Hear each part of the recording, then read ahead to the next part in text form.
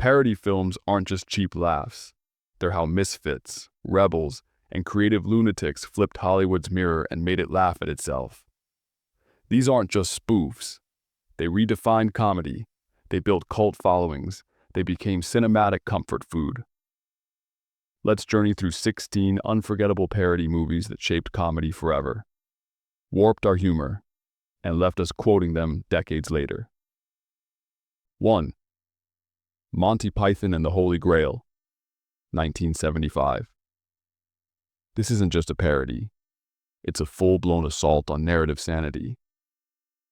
Monty Python and the Holy Grail took the legend of King Arthur and turned it into an absurd, hilariously anarchic roller coaster. From the very first coconut-powered horse gallop to the inexplicable police interruption ending, it's pure comedic rebellion. You don't just watch this movie, you absorb it into your bloodstream. The British comedy troupe Monty Python unleashed their trademark nonsense with unapologetic glee. They couldn't afford real horses, so they made coconuts a recurring joke. They couldn't make a proper ending, so they didn't bother. Every choice was born out of limitation and became part of its genius. And that's why it lives on. You remember the Black Knight? It's just a flesh wound. You remember the Killer Rabbit? You remember Tim the Enchanter. The film mocks epic quests, noble kings, and medieval valor by showing just how stupidly serious people can get when they believe in their own story too much. It mocks the genre and the idea of genre itself. But beneath the madness, Holy Grail is intelligent. It's self-aware without being smug. It invites you into its absurdity and makes you feel like an accomplice in the joke. It's the kind of film you quote endlessly with friends, not just because it's funny, but because it connects you through that shared sense of mischief. For many, this is the Holy Grail of parody, and rightly so. 2. Airplane, 1980. If Monty Python built the absurdist temple, Airplane taught us how to worship with punchlines per second. A spoof of 1957's 0 Hour. In structure, Airplane takes the airline disaster genre and crashes it into a wall of relentless gags, visual puns, and deadpan one-liners that land with military precision. The plot: a shell. An ex-fighter pilot must land a commercial airliner after the crew succumbs to food poisoning. But the story is just a coat rack on which to hang one of the densest joke scripts in film history. Every background detail is a sight gag. Every serious moment is sabotaged with silliness. Every second counts. Leslie Nielsen, delivering Shakespearean gravitas to lines like "Don't call me Shirley," Don't call me Shirley. redefined himself as a comedy legend here. He wasn't the only one. The entire cast committed so deeply to the absurd that you believe them, even as passengers inflate and autopilots deflate. Airplane is a parody of disaster films, but it's also a parody of the very seriousness of cinema itself. It's fearless, even when it offends. It dares to be dumb. It dares to be smart about being dumb. And it's precisely that contradiction that makes it a timeless cult classic. Every frame is engineered for laughter. You can watch it 20 times and still discover jokes you missed. That's not just a funny film. That's a comedy Bible for parody lovers. And it set a bar most spoofs still struggle to reach. 3. The Naked Gun, 1988. Before memes, before viral TikToks, there was The Naked Gun. The rapid-fire, slapstick-loaded masterpiece that took cop dramas, spun them around on a revolving door, and slapped them across the face with a banana peel. Based on the short-lived TV show Police Squad, this movie proved that you can stuff 1,000 jokes into 90 minutes, and still want more. Leslie Nielsen returns here, not as a parody of airline captains, but as Lieutenant Frank Drebin, the world's most obliviously confident and spectacularly incompetent police detective. Whether he's mistaking a microphone for a toothpick, or accidentally molesting the Queen of England. Drebin's stone-faced sincerity is the golden glue holding this comedic grenade together. What separates The Naked Gun from other parodies is its utter lack of shame.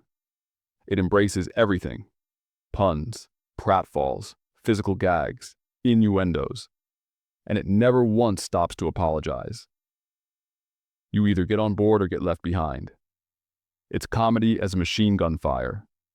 Not every shot hits, but there are so many, you're guaranteed to be laughing. O.J. Simpson plays the world's most accident-prone cop. Ricardo Montalban chews scenery as the villain. And the world gets the immortal quote, "Like a midget at a urinal, I was going to have to stay on my toes." Like a midget at a urinal, I was going to have to stay on my toes. There's a commitment here, not just from the actors, but from the filmmakers. They knew their mission: destroy the police procedural with humor, and they never lost focus. The Naked Gun isn't just a great parody. It's a perfect storm of cast, tone, timing, and utter ridiculousness that continues to define the genre. Galaxy Quest, 1999. Some parodies mock from a distance. Galaxy Quest steps into the world it mocks, gives it a hug, and then hits it with a pie. It's more than a Star Trek parody. It's a loving tribute to fandom, legacy, and the power of believing in the ridiculous. The film follows the washed-up cast of a canceled sci-fi TV show who get mistaken for real space heroes by actual aliens. Suddenly, these self-absorbed actors are forced to become the very roles they once pretended to play.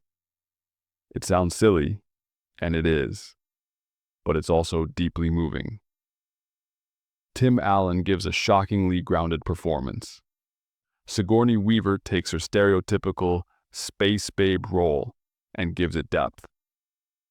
Alan Rickman steals scenes as a classically trained actor trapped behind a rubber alien forehead and delivers pathos in between punchlines. What elevates Galaxy Quest is its affection. It doesn't just mock fandom, it understands it. The fans in this film save the day. Their obsession becomes a kind of faith. Their encyclopedic knowledge of a fake TV show becomes the key to real-world survival. The film's humor is gentle but sharp. The action is surprisingly well done. The story arc is sincere, and the message is clear. Being a nerd isn't a punchline. It's a superpower. Galaxy Quest found a cult following not because it was just funny, but because it made us believe our obsessions, our trivia, and our love for silly stories could actually matter. By the end, when the actors truly rise to the occasion, you're not just laughing, you're cheering. That's rare. That's magic. That's parody with heart. 5. UHF, 1989.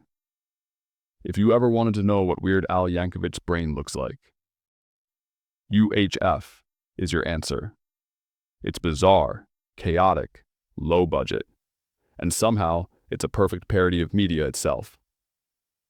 This 1989 gem isn't just a spoof of television tropes.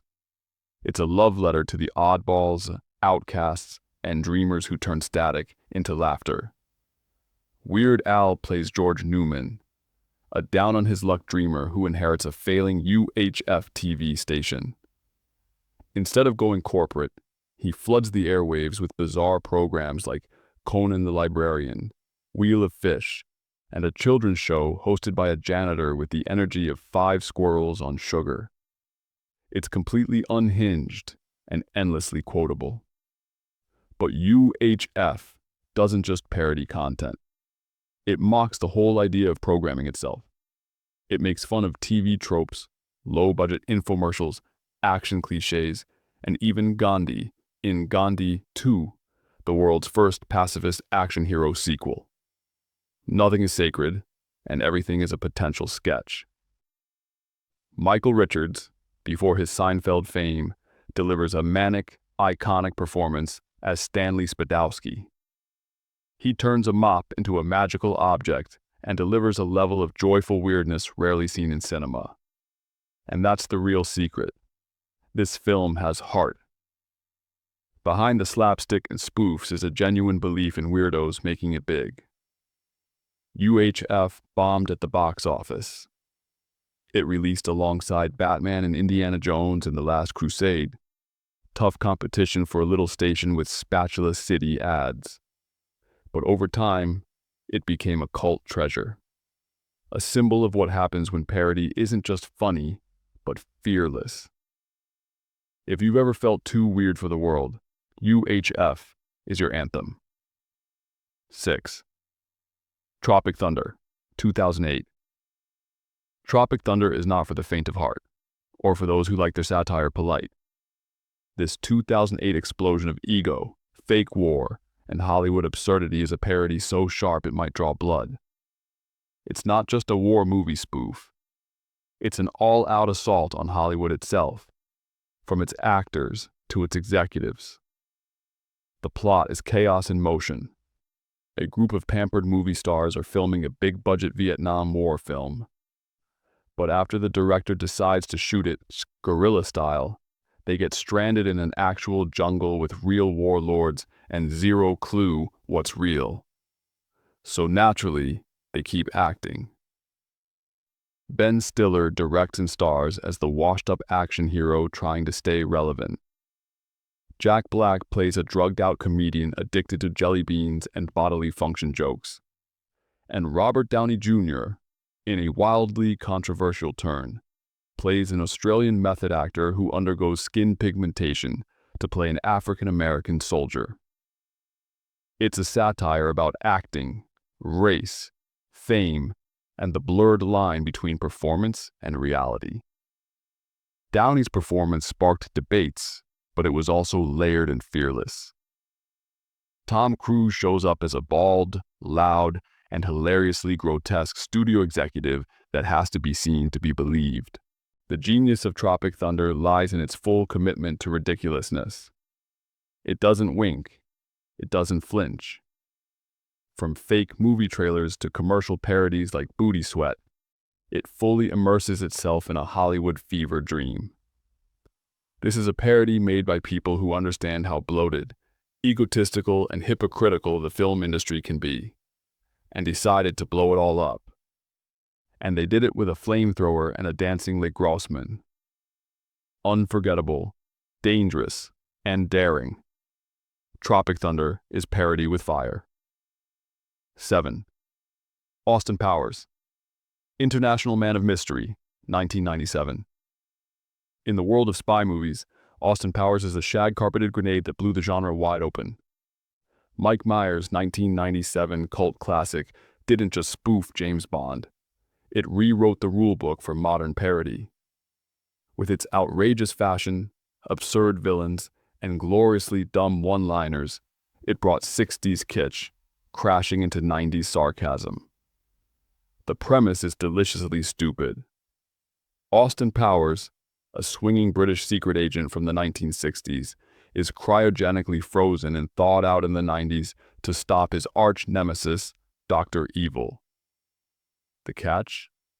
Neither of them has adjusted to the new world, and their outdated behaviors turn every scene into a comedy ticking time bomb. What sets Austin Powers apart is how every joke works on multiple levels. It's campy and crude, but also brilliantly observant. Dr. Evil, also played by Myers, isn't just a Bond villain parody.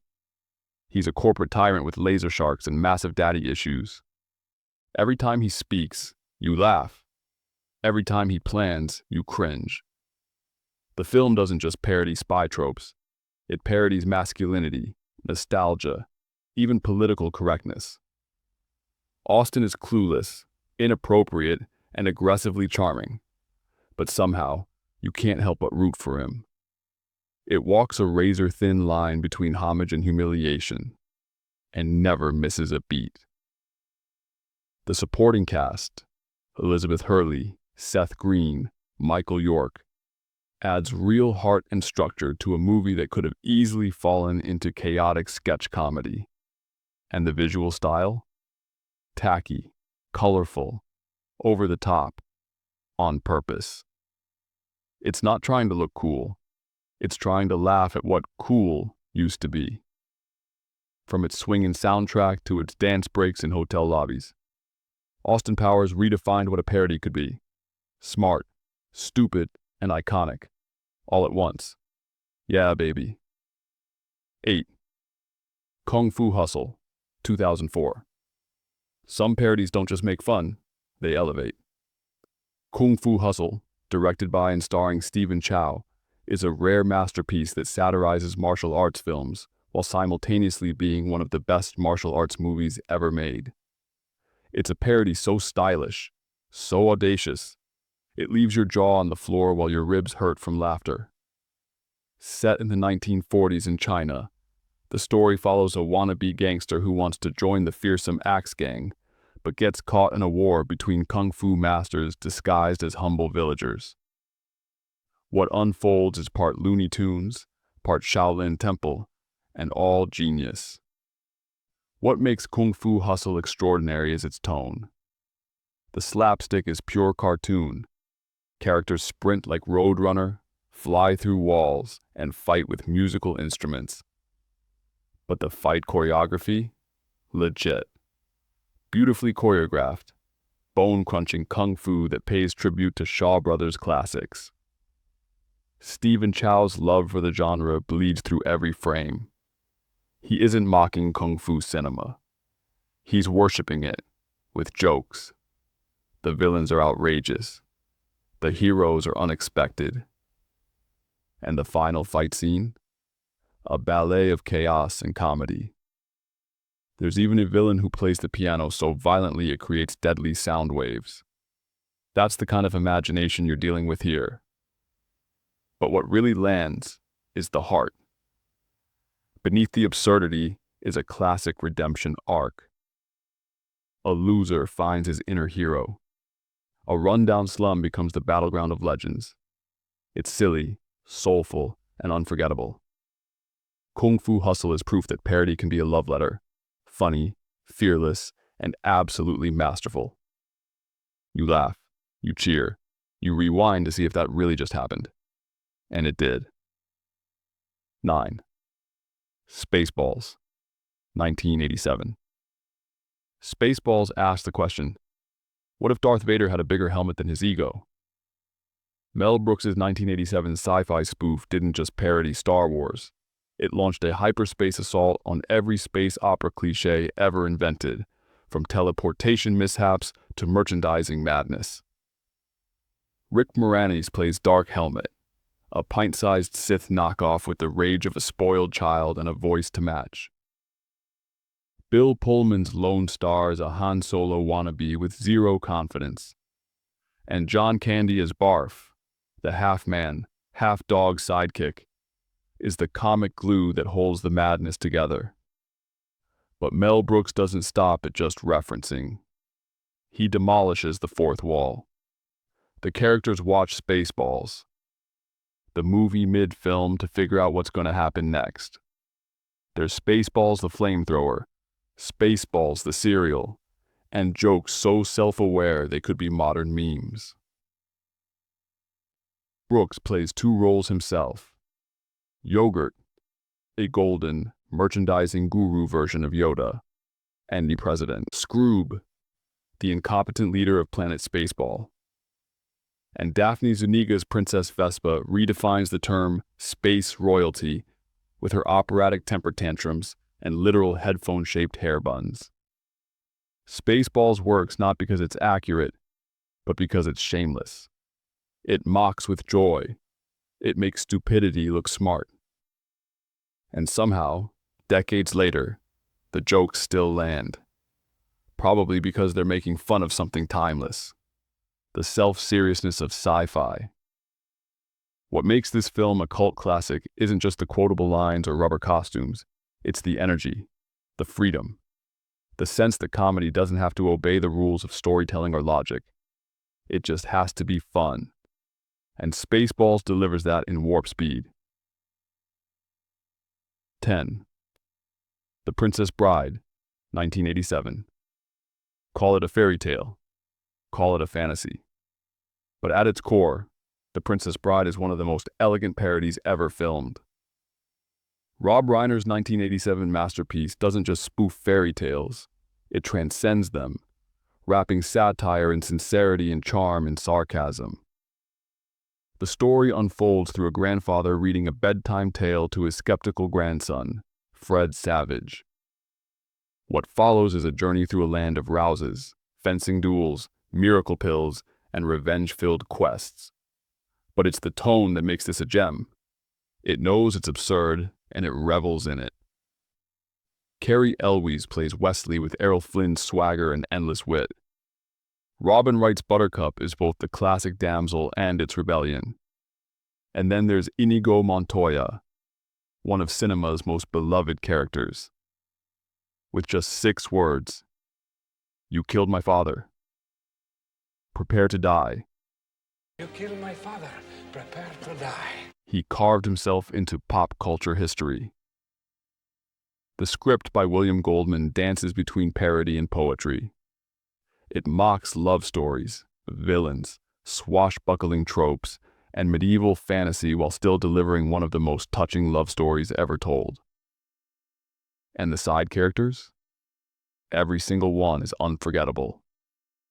Wallace Shawn's Vizzini is hilariously paranoid. Andre the Giant's Fezzik is a gentle force of nature.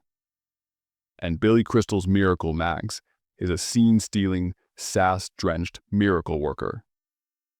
The Princess Bride didn't just spoof a genre, it honored it, even as it lovingly poked holes in its logic. It became the kind of movie that families watch together, then quote for years. Inconceivable. Inconceivable. As you wish. As you wish. Have fun storming the castle. Have fun storming the castle. It's satire with the soul, and it proved that parody doesn't have to be loud or crude. It can be clever, beautiful, and endlessly rewatchable. 11 Shrek, 2001.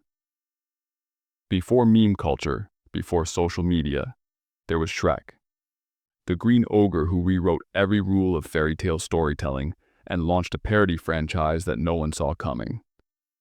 On the surface, it's an animated movie about a grumpy ogre rescuing a princess. But dig deeper, and you'll find a layered, brilliant mockery of everything Disney ever did. Voiced by Mike Myers in an inexplicable but lovable Scottish accent, Shrek isn't your typical hero. He's gruff, gross, and wants nothing more than to be left alone in his swamp. But fate and Lord Farquaad have other plans. Enter Eddie Murphy as Donkey, whose manic energy and non-stop chatter turn the buddy comedy into something truly magical. Shrek doesn't just parody fairy tales, it bulldozes them. The damsel fights back. The noble steed is an annoying jackass. The dragon falls in love with the sidekick. And the prince? A power-hungry, height-insecure tyrant with a castle overcompensating for everything. But beyond the jokes, there's depth. Fiona, the cursed princess, breaks every stereotype about beauty and worth. The message? Don't judge a book, or an ogre, by its cover. The animation still holds up. The soundtrack, featuring Smash Mouth, Joan Jett, and more, is iconic. And the humor swings from fart jokes to film references in seconds. It's a parody that respects its audience, regardless of age. Shrek won the first ever Academy Award for Best Animated Feature. But more than that, it created a legacy. It gave voice to the misfits, the outcasts, the unconventional heroes who dared to challenge the fairy tale formula. In a world of glass slippers and talking mice, Shrek kicked down the door and said, "Get out of my swamp!" And we loved him for it. 12. Abbott and Costello Meet Frankenstein, 1948. Before parody became a genre, before satire was cinematic strategy, Abbott and Costello Meet Frankenstein. Frankenstein did something revolutionary. It mixed slapstick comedy with classic horror and made it work. Released in 1948, this film is the godfather of horror comedy. Bud Abbott and Lou Costello play two baggage clerks who accidentally stumble into a scheme involving Dracula, Frankenstein's monster, and the Wolfman. Yes, all three iconic monsters, played straight, sharing screen time with two bumbling comedians. Lou Costello's terrified shrieks and wide-eyed panic, contrasted with Bud Abbott's annoyed indifference, create a rhythm that turns every encounter into a masterclass in comedic timing.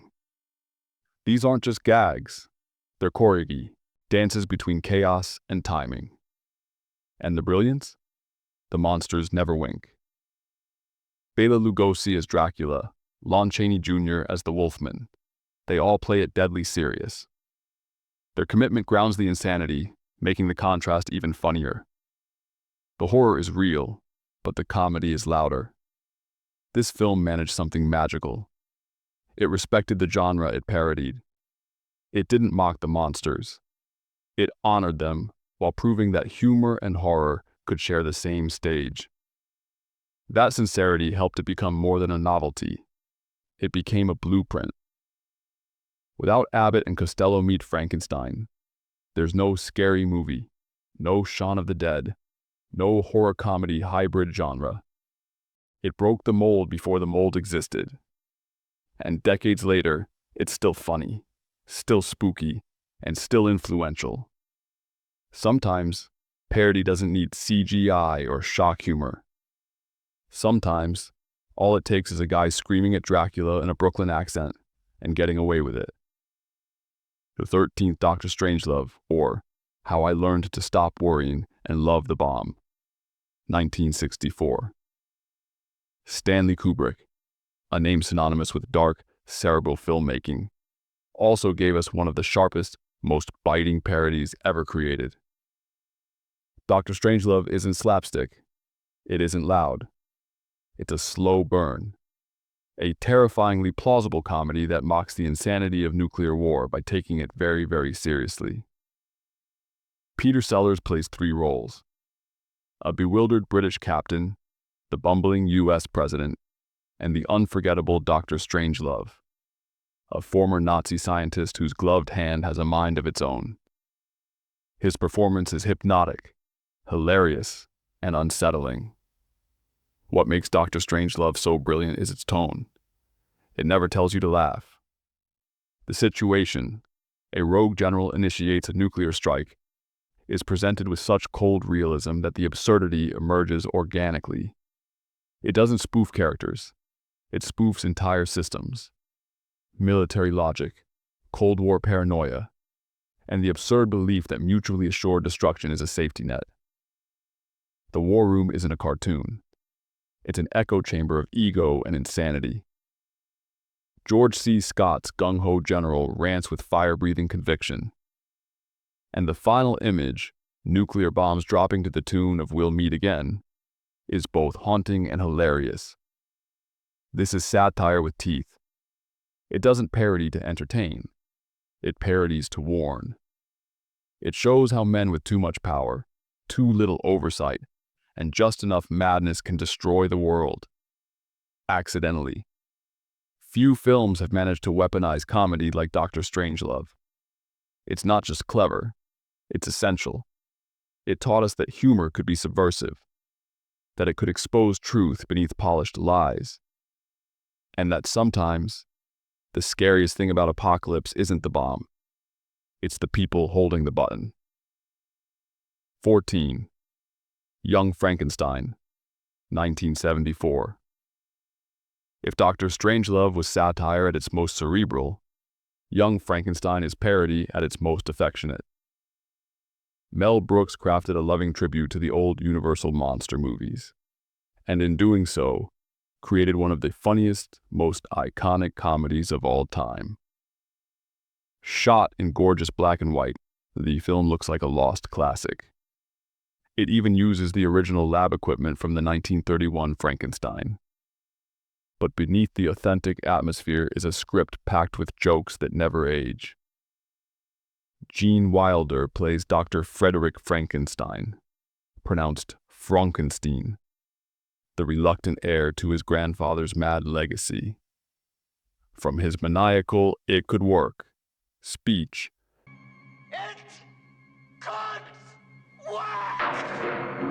to the now iconic "putting on the Ritz" musical number performed with his newly reanimated monster, Wilder is magnetic. His expressions alone are a masterclass in comedic timing. And then there's Marty Feldman as Igor. That's pronounced I-Gore. Every scene he's in becomes a comedy clinic. Terry Garr's wide-eyed innocence, Madeline Kahn's high-pitched perfectionism, and Peter Boyle's soulful portrayal of the monster round out a cast that oozes charm. The film doesn't mock Frankenstein, it loves it. Every gag is rooted in genuine admiration for the genre it spoofs. Brooks's genius here lies in his restraint. He lets the atmosphere do the heavy lifting while the actors inject chaos. It's slow, moody, and stylish, until it absolutely isn't. And that contrast is where the comedy blossoms. Young Frankenstein doesn't just parody horror, it celebrates it.